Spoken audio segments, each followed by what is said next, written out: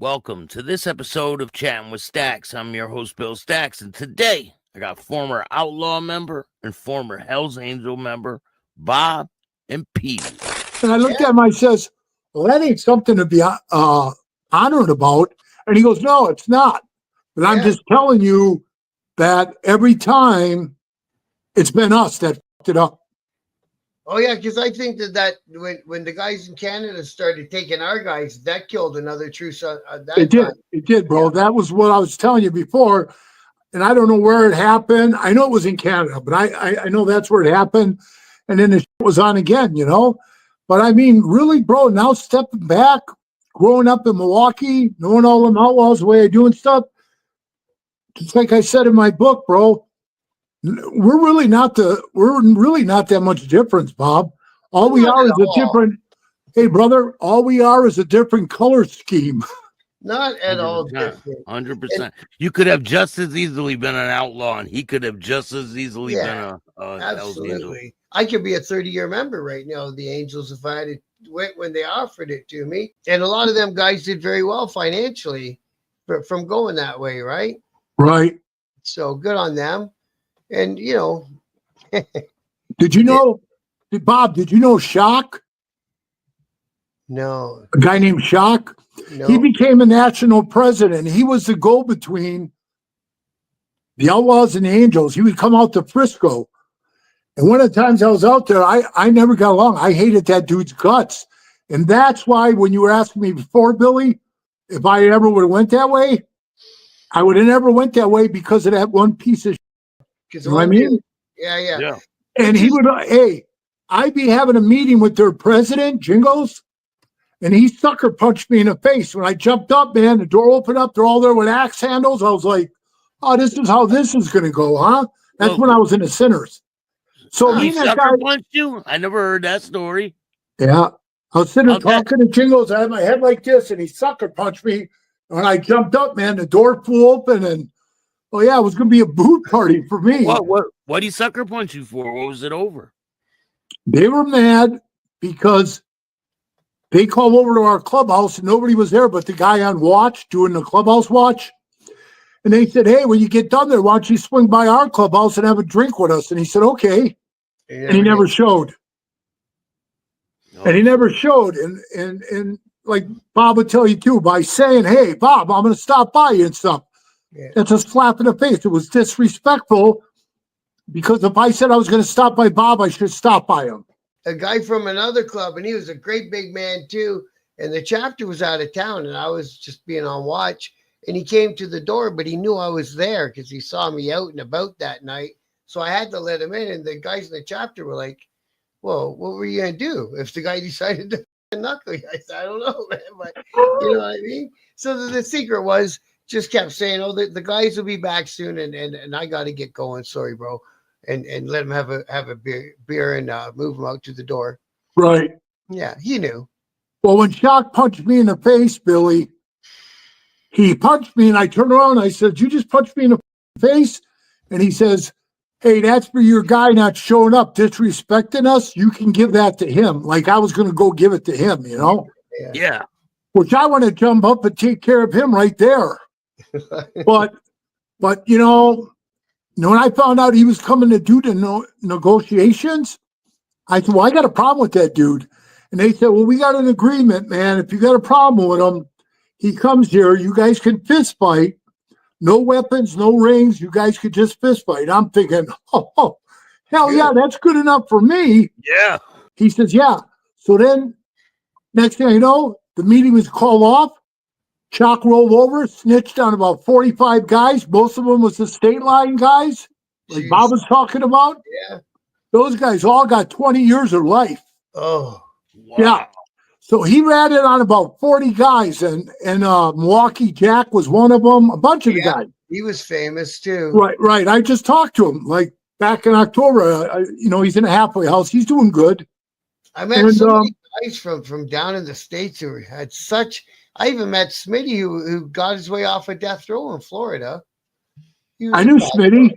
Yeah. He was on death row for years, and he was an old Navy. He was an old Navy SEAL, wasn't he? I think so. Yeah. Yeah, he was. Yeah. I think I got a picture of him. That guy you're talking about, PeeWee. Let me see if this is him. Yeah, there's a bunch of guys from Florida because they had one of their higher ups roll. I think that was when Taco got done. From that guy, it might have been. Is that him? That's Jack. That's Jack. He looks pretty pissed off in that picture, don't he? Yeah. Yeah. He's got them dead eyes. Yep.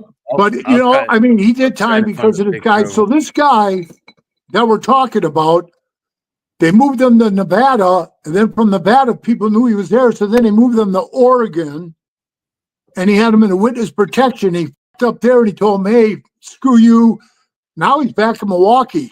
I was back there, and they said, oh, the guy's down there, the Outlaws got a $10,000 bounty on him or whatever it is. And I was like, he's running around there, man. If they want to find him, they could find him. That snitch who took out all of us guys in Canada on that one project, about 4 or 5 years later, so everything's done. The dust is settled. I retired from the club and went my own way. Me and the old lady had another kid. Me and the old lady got divorced.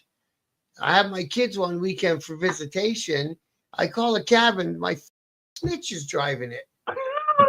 What? My roommate comes out. He was in the club too. He goes, don't get in that cab. I go, why not? He goes, that's Norm. I'm like, what? I walk up and it's the snitch. I go, bud, get out of here for fuck's sakes, man. Send me another cab. Whatever happened to these days? Hells Angels, Vagos, and Mongols all together. I don't know, man. That was an old picture, huh? Yeah. What do you think that's from? 70s or 80s, maybe? And, that picture right there that you just showed me, that old black and white one, I think that one's like from like the 70s. Yeah, this one, I'm not sure when I think this is from the 80s. It looks about the 80s. You'll never see this again. You might. You never know. Might. Yeah, Bob's right. You might see that again. Bob will tell you, man, the only one that's going to win is the governments. And with this RICO now they're hitting the clubs with all the RICOs, just like they did the mafia. Gang see what they did to the mafia, bro. It's going to happen, man. I hate to say it. Like Bob said, I had some of the best times of my life in the club, but it's coming to an end. Well, because they got to quit worrying about who's got more money. You made enough money. Slow down. You're good. You know? Right. Or who's is bigger than the other guys. You know what I mean? It's just like, it's stupid. It really is, man.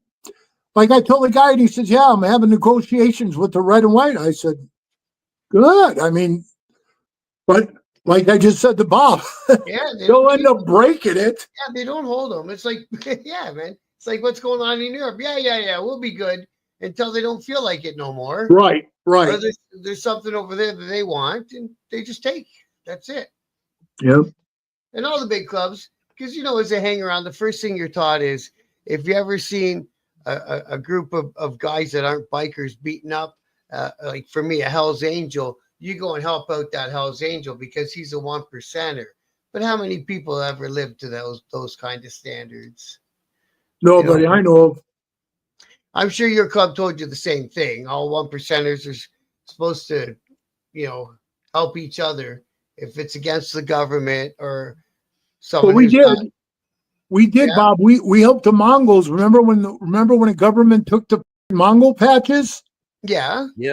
We stepped in. We gave them all the paperwork and the lawyers. You know, I mean, our lawyers to give them the info and help them. And I was one of the people that was saying, why are we doing this, man? Why are we helping these guys? Yeah. And they said, hey, because we could be next. Right. Yeah, you guys gave money and everything, right, to that fund? Yeah, we did. And now when we were all in jail in Canada, because it was the first time they ever used it, was a new law. And we watched it get voted through the House of Commons and everything. We're like, we're going to get fucked on this one of these times. And so they took our club for a test drive, see how they could prosecute on it. It didn't work for them. No. But it was against our Charter of Rights. It was one of the parts of the law was if they're grouped up in more than 7 people wearing the same insignia on their clothing, it's part of the evidence that you need. It's like, well, that's against our freedoms, man. I can wear whatever the fuck I want. What if we all got the same back tattoo?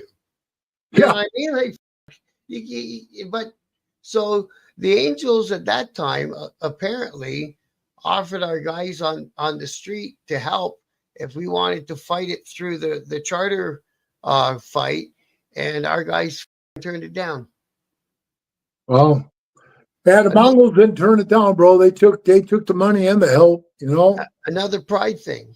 I mean, New Zealand has already adopted it. The gang insignia bands.